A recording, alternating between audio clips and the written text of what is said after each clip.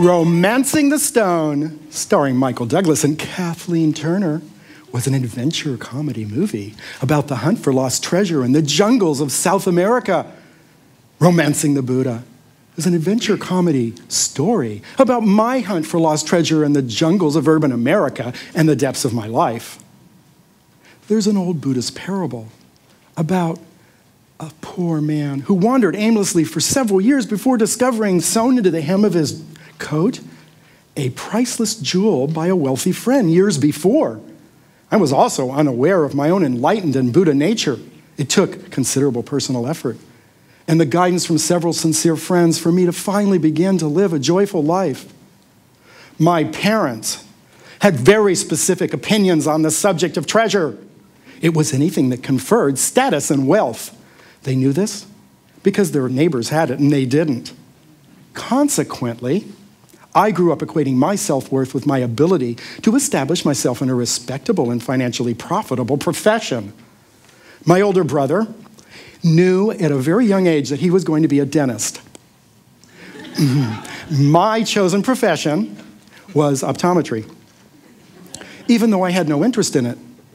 Still, it was much easier to feign enthusiasm than it was to disappoint my parents. But by the time I was 15, I lost any semblance of caring about being an eye doctor. Since then, I've been engaged in the search for true happiness, that priceless treasure that exists within each of our lives. Whether we believe in nature, nurture, or both, we can probably agree that in some fashion, most of us grew up in dysfunctional schools or in dysfunctional families or worked in a dysfunctional organization. Aha. So how do we as individuals do more than just survive? How do we have enough time and energy left to enjoy our lives when it takes so much time and energy to avoid our sufferings? I began practicing Nichiren Buddhism together with my wife in 1969 at the age of 19 to find an answer to these questions. This story chronicles my 38 years of embracing the practice and principles of Buddhism to gradually evolve from a sad and confused teenager to a much more creative and happy adult, husband, and father.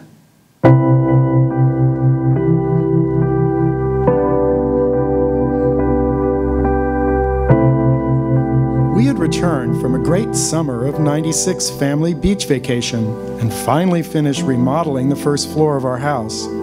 And even though the Buddhist teachings make it abundantly clear that it is only by overcoming great challenges that I will really grow as a human being, I'm not particularly looking for trouble.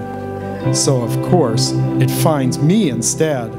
Fortunately, as Albert Einstein said, in the middle of difficulty lies opportunity.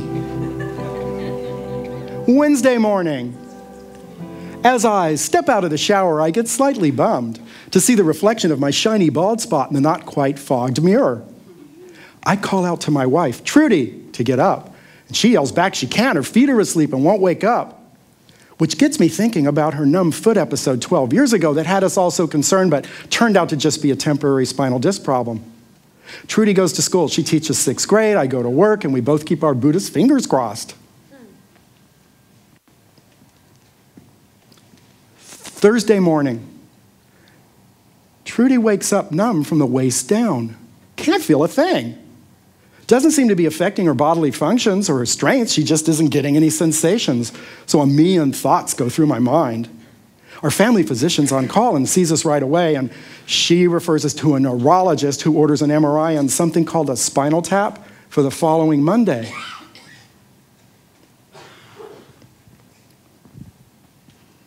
Friday morning. Trudy can barely walk. It's breaking my heart. I've never seen her so alone and scared. She's been my pillar. She's my source of strength. It's Michael who gets the strange illnesses. It's Michael who gets the chicken pox from the girls and almost dies.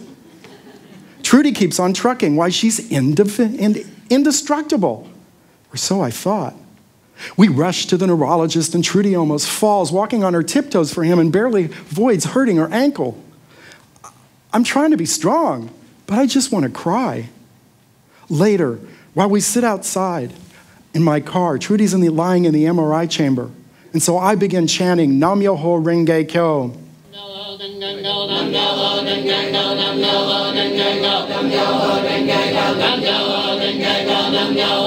700 years ago, a Buddhist monk, Nichiren, came to realize that Myoho-renge-kyo, the title of the highest sutra in Buddhism, was actually the essence of that sutra's teaching. Adding the word Nam for devotion to, he gave us a tangible means to express our enlightenment in our daily lives.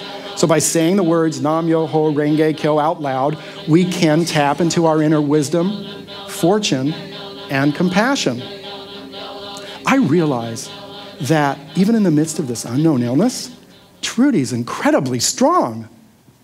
Later that evening, we sit together and do our Buddhist prayers, and at one point, I sincerely ask her what she thinks I should pray for.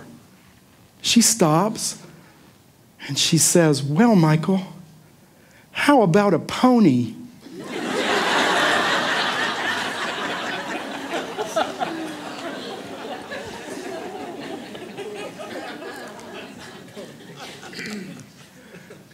Nothing conclusive is learned from the MRI. The good news is Trudy doesn't have a major tumor or a back problem, but she could have multiple sclerosis or Lyme disease or who knows what.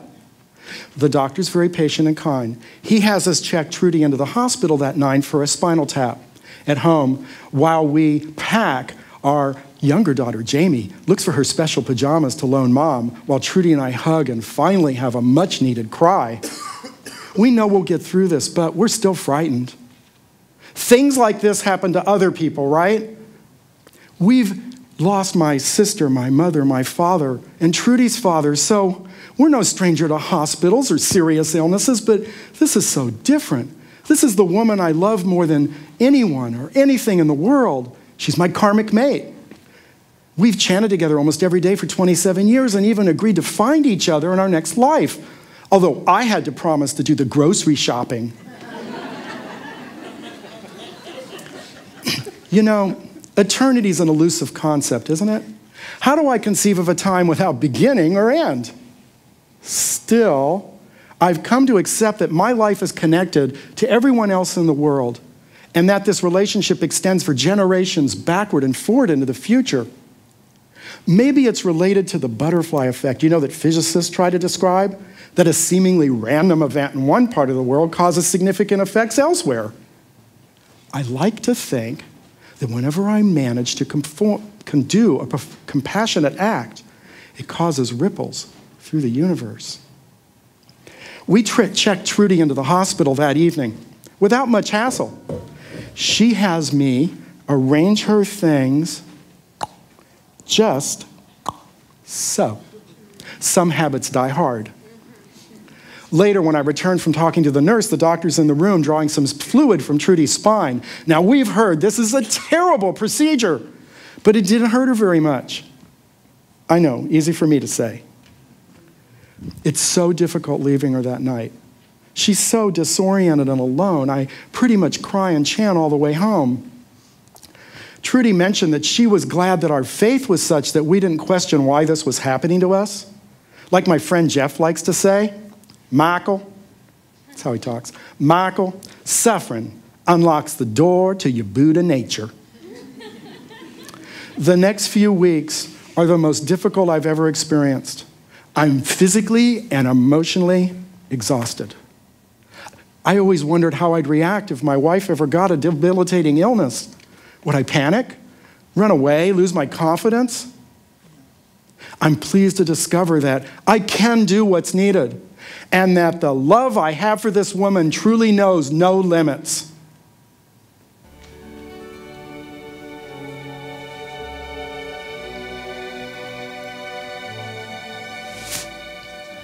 The next day, the doctors and nurses decide to check Trudy into a private room at no additional expense so that she can rest. She's able now to freely chant when she wants, and numerous precious friends come to visit. Trudy strolls down the hallways with her walker in her colorful pajamas, greeting the patients and nurses and trying to encourage them. 2 weeks later, Trudy's home and still in physical therapy. She's regaining some feeling in her feet and her knees, and her spirits are incredibly high. Someone who always has to be in control of her life, she's finally forced to let others accept, love, and help her. So fellow teachers cook us meals, and former students from the last 7 years spread a get well card to the local high schools and express their wishes for her speedy recovery. She makes a major breakthrough in communication and trust with her mother. Yeah. She also expresses a new awareness of her purpose in life as being something beyond or in addition to her role as a wife, mother, and teacher. Her medicine keeps her up at night, so she begins writing a journal of her struggle and the changes she's going through. She's already on page 105. This remarkable woman is changing in so many ways.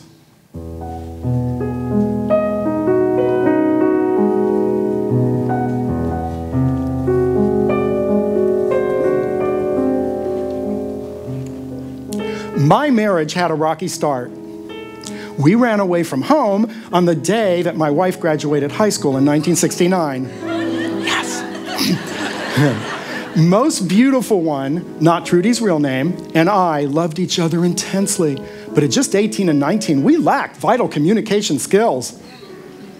I struggled with depression, and she struggled with me struggling with depression. Activities most of you probably take for granted, like working an 8-hour day, were beyond my emotional grasp. We also had a difficult time getting along. Most beautiful one and I were in our Buddhist community's musical groups in the early 70s. And so every Sunday after practice, we would go to the same Buddhist friend's house and get his advice. What he basically said was this: as long as you blame each other for your problems, you will never be happy. Instead of facing each other, why don't you chant side by side to your perfect life that's inscribed on the Gohanzen, the mandala that Nichiren Buddhists pray to every day? In 2003, one of our older daughter's best friends invited us to speak at her wedding ceremony in a stately mansion in Virginia. It took 2 weeks of reflection and dialogue for us to describe some of the lessons we'd learned about marriage in words that would be encouraging to a broad range of people.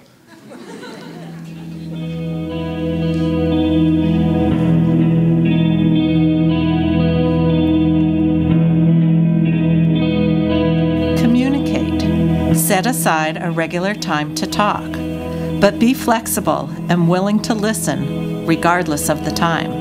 Recognize and accommodate your different communication styles. Don't go to bed angry, even if it means losing sleep to discussion. Give your relationship constant attention. Enjoy the good times. Realize life's challenges will cause you to grow and deepen your bond. Reach out to help others. It makes your own burdens seem lighter. Love deeply and passionately. Always keep your sense of humor. Laugh together. Celebrate each other's strengths. Reflect on your own weaknesses. Respect each other. Act with compassion when your spouse is struggling. Spend quality time together, yet give each other space to develop as individuals. It will make the time you spend together more fulfilling. Remember that spiritual growth is a key component of a happy, lifelong marriage. All the money, recognition, and status in the world won't guarantee happiness. Marriage is truly a treasure.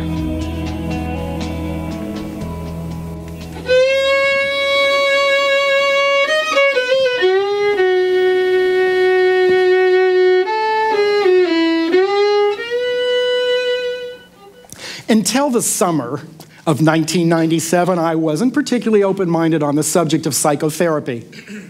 I would meet people who were in therapy and I would think to myself, this isn't for me.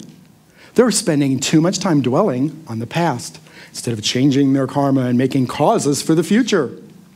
Unfortunately, I thought that seeking the services of a therapist would be a waste of time instead of a positive cause for my future. I was also concerned how others might react. If I was to see a therapist, would I in essence be saying that Buddhism didn't have the power to change my life or that my faith was weak?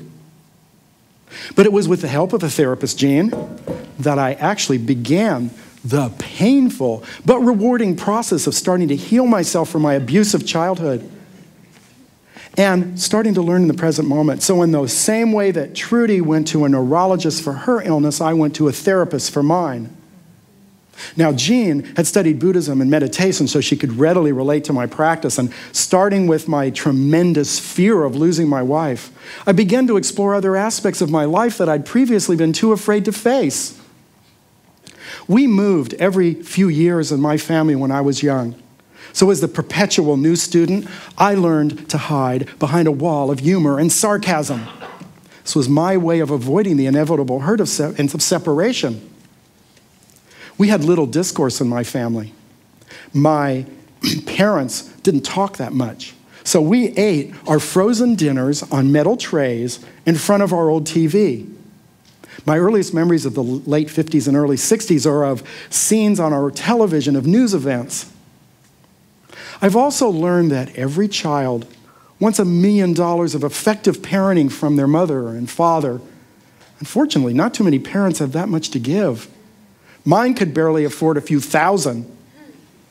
So I spent hundreds of hours literally reading biographies and wishing I could just close my eyes and be someone else, someone who was in control of his life, someone able to function in society. This frustration and yearning stayed with me throughout my teen years as I experimented with drugs and ran away from home with my future wife. The next 3 years, I realized that therapy was the answer to my Buddhist prayer. That perhaps Nichiren could be considered a therapist. Realizing that humans are often deluded, he emphasized the importance that you master your mind instead of your mind mastering you. So in the same lessons that I was learning from Nichiren's writing on a spiritual perspective were consistent with the realizations I was having in my life from therapy. I now have a much deeper appreciation and respect for anyone who takes constructive steps towards self-improvement and self-awareness.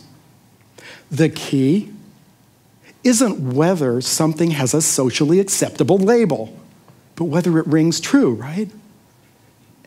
And each of us must judge that for ourselves.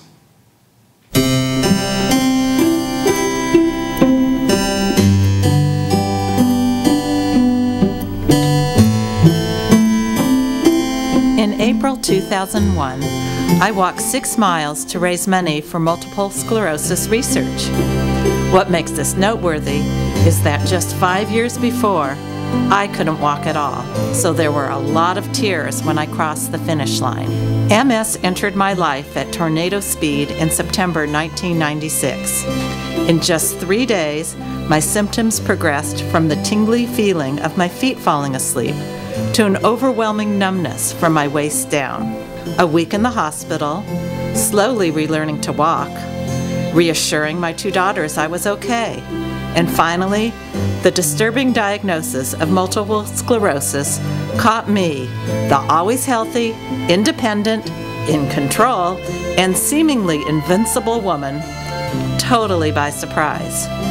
One of my early journal entries, written from my hospital bed, reads, "Michael called when I was in the middle of chanting, and all of a sudden I started crying uncontrollably. It shocks me how that happened, but we eventually returned to our conversation, and it seemed like he rode the river successfully with me and knew he was an important part of the ride. I'm just not a person who has emotional outbursts, or at least I wasn't that way before. So many questions are coursing through me, some profound, others rather mundane. Still, I really felt the underlying spiritual strength from 27 years of chanting together. Medical researchers have confirmed that taking an interferon drug greatly helps patients with relapsing remitting multiple sclerosis. Of course, I didn't know this when I made the difficult decision to begin a drug therapy several years ago. Perhaps to a fault, I had always avoided taking medication. I'd simply will colds and headaches away. Now my neurologist was proposing I take a weekly injection that wasn't a cure, but was possibly a way to increase the time between relapses. My long list of questions could not be adequately answered. Yet, ultimately, the decision was mine to make. In the end, after many hours of chanting and my determination to make causes to improve my health, I decided to start taking the shots. Since that time, I've seen a continued improvement in my health. In 2004, Michael and I moved from Virginia to beautiful Bainbridge Island, Washington, where the weather is much more suitable for someone with MS. Before we left, we gathered almost 100 of our family, co-workers, clients, and friends and raised $5,000 for MS research. And last year, at the first Walk MS on Bainbridge Island, $91,000 was raised. It was up to me to transform this unexpected setback in my life into a source of personal growth and victory. Because of the support of my family, friends, and doctors, my life is much richer than ever before. This experience has deepened my compassion for others. As for the injections, my minor weekly stab of pain has become a major shot of hope.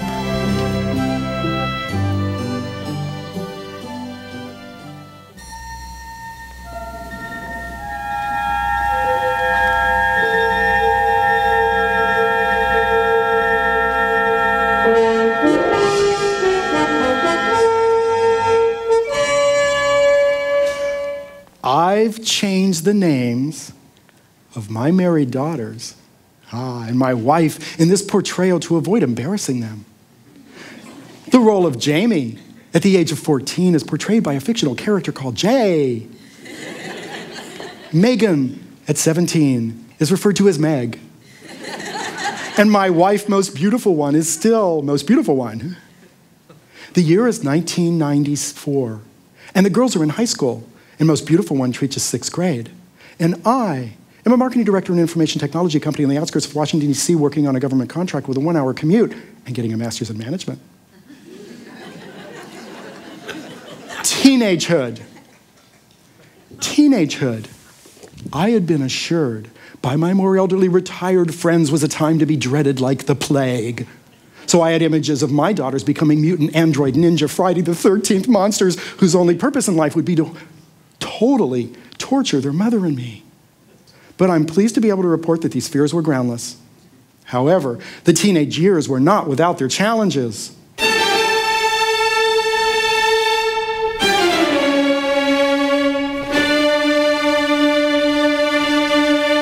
Sports.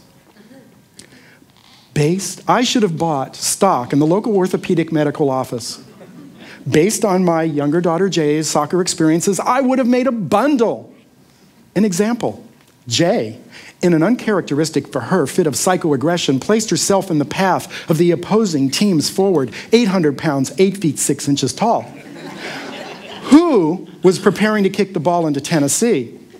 She kicked it, the ball, not the state, directly into Jay's ribcage and knocked her out. Really? Jay's coach, knowing that he wouldn't be paying any future medical bills, immediately gave her the nickname Tiger. Just what I needed, an injury-prone daughter with the moniker Tiger. It hurts when I laugh, Dad. Well, why don't you chant this summer like you did during the school year? It hurts when I chant, Dad. Well, why don't you play a non-contact sport like reading? But I love soccer. But you're always getting injured. Didn't you tell me to challenge myself? Jay, a new high school freshman, expressed an interest in playing field hockey. So to save her a new semester of after-school injuries and practices, I offered to hit her in the head with a hockey stick. Not funny, she declared.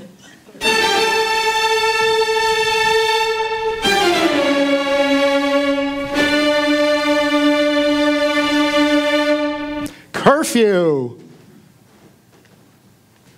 Most of our daughter Meg's friends had a curfew. A curfew is a time established by parental authority so they can get a good night's sleep without worrying where their teenagers are between, say, the hours of midnight and next year. To the amazement of most parents, our daughter had no curfew. Why, you ask? Projection. Projection. I'll tell you anyway. A, because we trust her judgment. B, she's much smarter than we were at that age. C, she probably won't do anything worse than we did. D, all of the above. The correct answer, of course, is D. For parents, it's always D.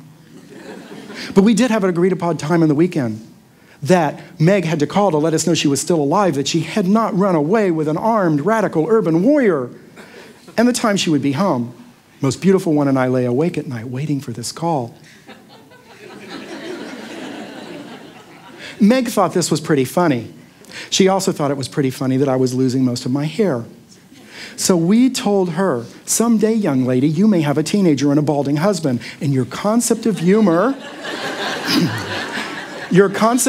will change. She thought that was hysterical.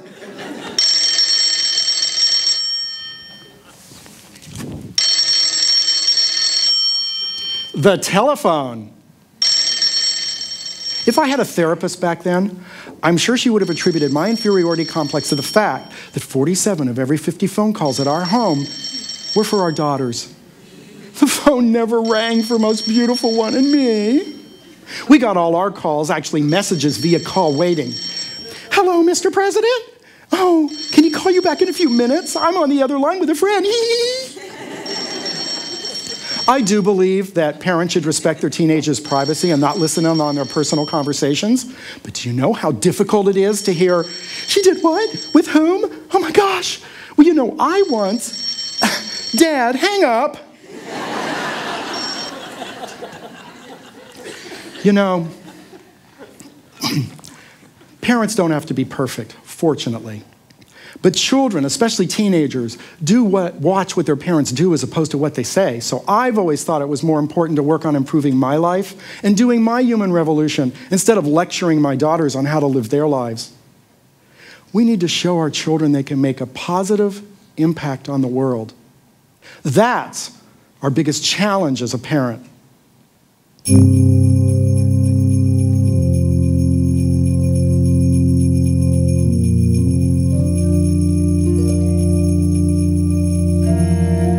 Megan and Jamie, here are some guidelines, rules of the road I would like to share with the two most wonderful daughters in the world. Never forget that you are always loved. Learn to accept your joys and your sorrows. Face your fears.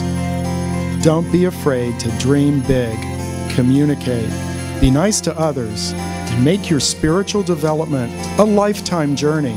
Always know you have a Father who loves you more than life itself.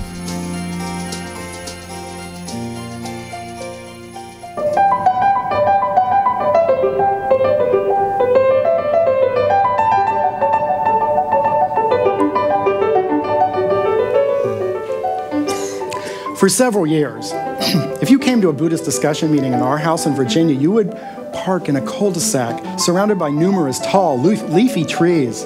As you trudged through either the humidity or the snow, you would approach a two-story colonial home, and on the door would be a note inviting you to enter saying, you would be immediately greeted by a very small tricolor sheltie, no average animal. This would be Ashby Never Disparaging, the Wonder Dog. Like Bodhisattva Never Disparaging, Ashby treated everyone with the utmost reverence. We had Ashby for about 10 years. And then I guess her little body got too tired and she died, like we all will someday. We're still filled with sadness and wonder and appreciation for the presence for her presence in our life. Ashby was an equal opportunity pooch. She had a way of making everyone she came in contact with feel good about themselves. I can't tell you how many times she had us laughing hysterically as she rolled over on her back in the middle of an intense discussion. Ashby also had one lifetime enemy. Can you guess? The evil vacuum cleaner. Aha. Her weekly mission was to defeat this device by barking nonstop and spinning in circles for 2 hours until the cleaning was done. I actually think she was convinced that her vigorous behavior was the reason that this particular instrument was exiled to the closet. She put her whole life into whatever she was doing. You know, life is full of potholes, right? That's just the way it is. And we humans, unlike canines, have a way of creating lots of problems for ourselves. Dogs don't worry about much. They pretty much take each day as it comes. I suspect they have much easier minds to master. I don't think Ashby would mind me revealing that she wasn't the brightest creature in the animal kingdom. Even after 10 years, she wasn't quite certain that the dog door in our family room would let her outside. And when we called her name, she would run in the wrong direction. Ashby stopped breathing at exactly the moment I sat down to pray for her suffering to end. The doctor took x-rays and he called and he said he'd never seen such a large heart in an animal of her size. I could have told him that.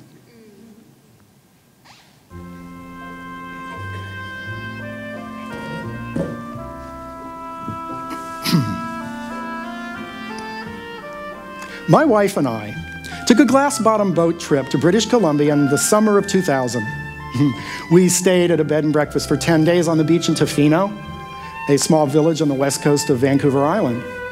Famous for the severity of its winter storms, Tofino also has a cool summer climate ideally suited for someone who has MS.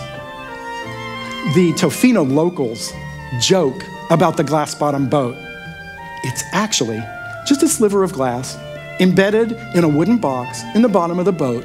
And if you look really carefully, you might see some brackish water and sea kelp float by. The captain, John, was a kind elderly man with skin weathered by too many years in the sun. In a patient voice, he explained, "The island and the village on it that we're floating by is over 10,000 years old." He sounded a little like Vincent Price. He lived there with his son who worked on the boat. He went on, "This is the oldest continuously inhabited village in the entire west coast of North America." Pretty impressive. I couldn't help but wonder if my own hometown in Virginia would still be inhabited in 10,000 years. And if so, what would it look like? Would there be Starbucks, McDonald's, soccer league signups, trees? John stopped by a small island so we could appreciate the 2 resident eagles in their large nest. There's usually only 1 eagle per acre in British Columbia, which actually is an extremely high density as far as eagles go. These 2 had returned every year for 7 years and had 2 baby eagles. Usually only 1 survives, but both of these had made it. While we watched in awe, the mother eagle spread her wings and she took off over the inlet. We could see her white head and the powerful beatings of her wings. John explained that eagles mate for life and that one of them stays by the young until they're old enough to go off on their own. Mate for life. I grasped Trudy's thin hand firmly in mine when I heard this. If I had to describe my relationship with my wife in just 3 words, it would be these: mate for life. Of course, not everyone is meant to be an eagle. Some people are more solitary creatures like the gray whale that's perfectly happy hunting in a group or by itself. When I first spied Trudy at a high school dance in 1967, I wasn't thinking about mating for life. I was fixated on her attractive cheerleader legs and her bright smile. Still am. And just 2 dates later, I fell madly in love with her, almost obsessively. You know, an eagle must first learn to fly and hunt under the watchful eyes of its parents before it goes off on its own and finds a mate and begins the job of nest building and raising children. Together, Trudy and I explored poetry and long walks and camping and somehow managed to embark on a lifetime journey of self-discovery. Much of our path revolved around our relationship. We were a perfect mirror for each other. Must be nice to be an eagle.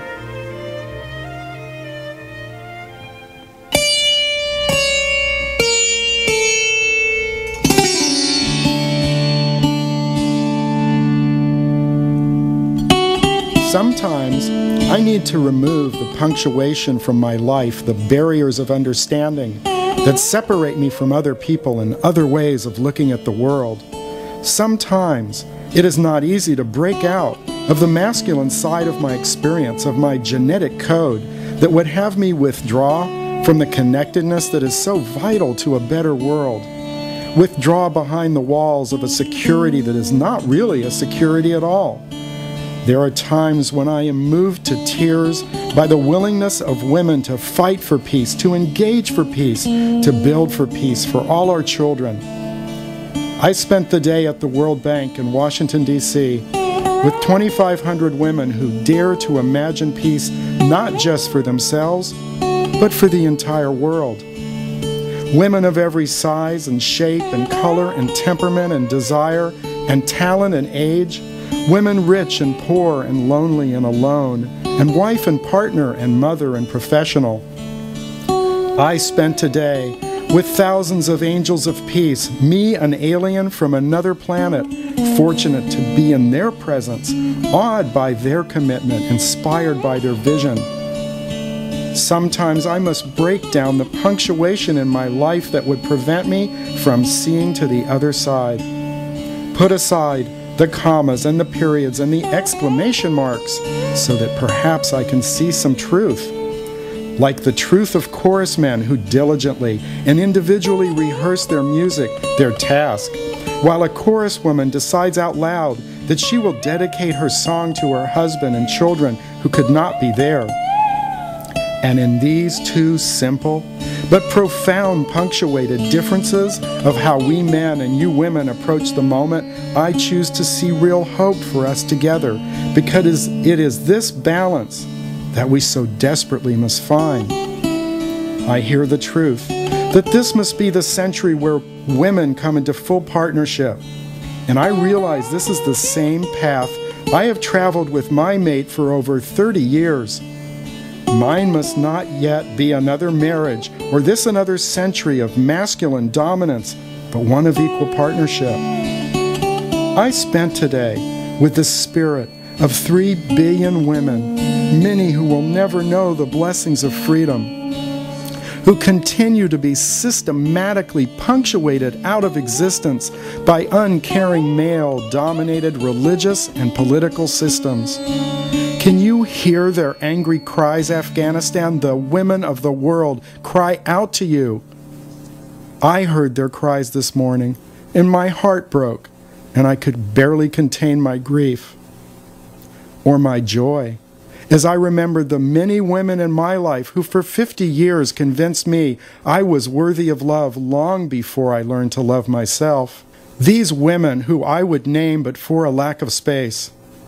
I talk to my daughters today as women, not children, as keepers of the future, confident that they would face their challenges with compassion. How could a father ask for more? And my wife, who continues to amaze me in every way, who has the courage to understand both my male and female sides, and the patience for me to learn which to use. Sometimes I need to remove the punctuation from my life so that I can remember to respect and listen to the women around me. The world is a much more wonderful place with them at my side.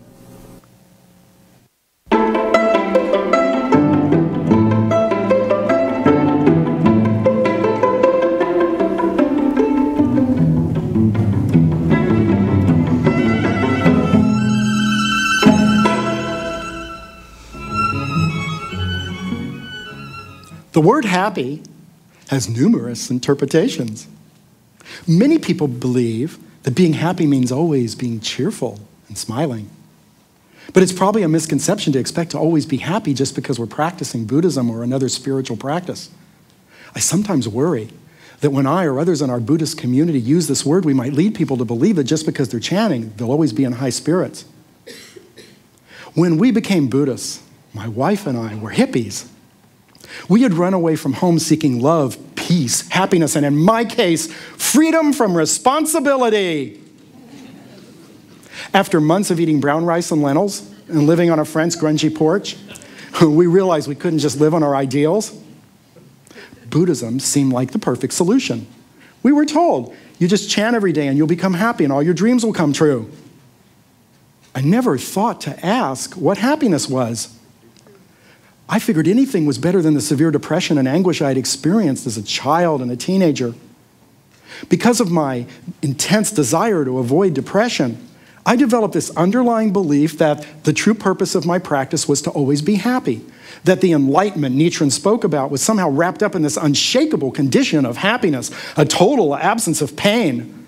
Look at me, I would be able to proclaim. Nothing can upset my positive, upbeat attitude. So I expended a tremendous amount of energy maintaining this condition. Oh. I got to the point where I knew exactly how much to chant each day to stay happy. People came to expect and rely on my perpetual smile and good humor. But I would become so frightened whenever I would start to feel blue that I would do anything to get my smile back. This was not easy. So then, at this point, I realized that what was important was that I developed my human nature, my enlightened nature. This was critical. Now, in retrospect, it was probably a misconception to expect that just because I was practicing Buddhism, I would always be happy. But it was exactly what I needed in my 20s and 30s to build a more positive marriage, family, and career. My unhappiness, like a strong ocean undertow, was a constant impetus and reminder for me to strengthen my life. But deep inside, I was still suffering. I had yet to deal with the reality of my sadness. In the summer of 1997, with my wife's continued illness as an additional pressure, I found myself no longer able to contain my sadness. I became overwhelmed with grief. I couldn't keep it in its box. Fortunately, I sought therapy and professional help.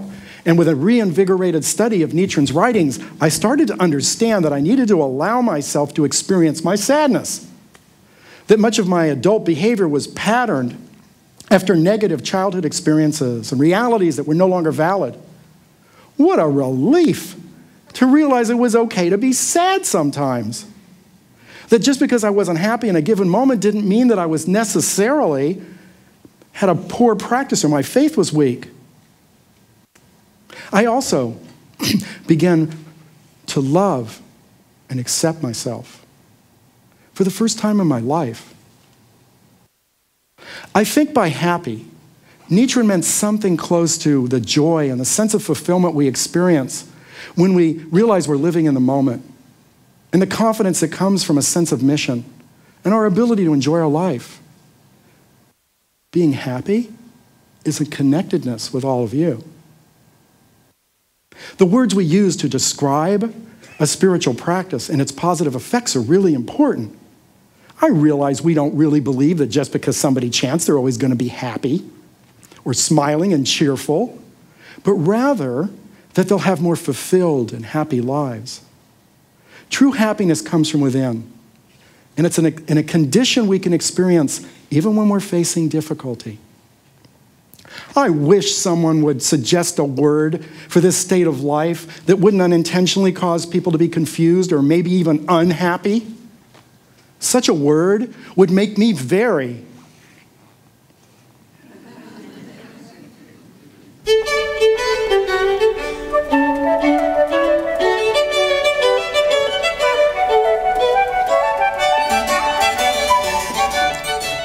This story has no real ending. It's our lives. It's the joys and sorrows we need to experience to transform our inner selves and to manifest our enlightened nature. Trudy and I now have a much deeper appreciation and respect for our own lives, for each other, and for the treasure that is Buddhism. I have my health, my friends, my family, my wife, all with me every day. So I can honestly say that today, I am romancing the Buddha.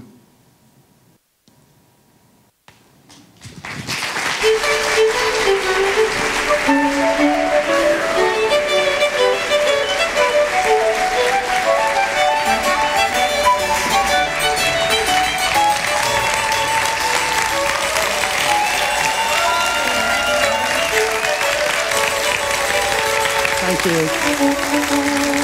you.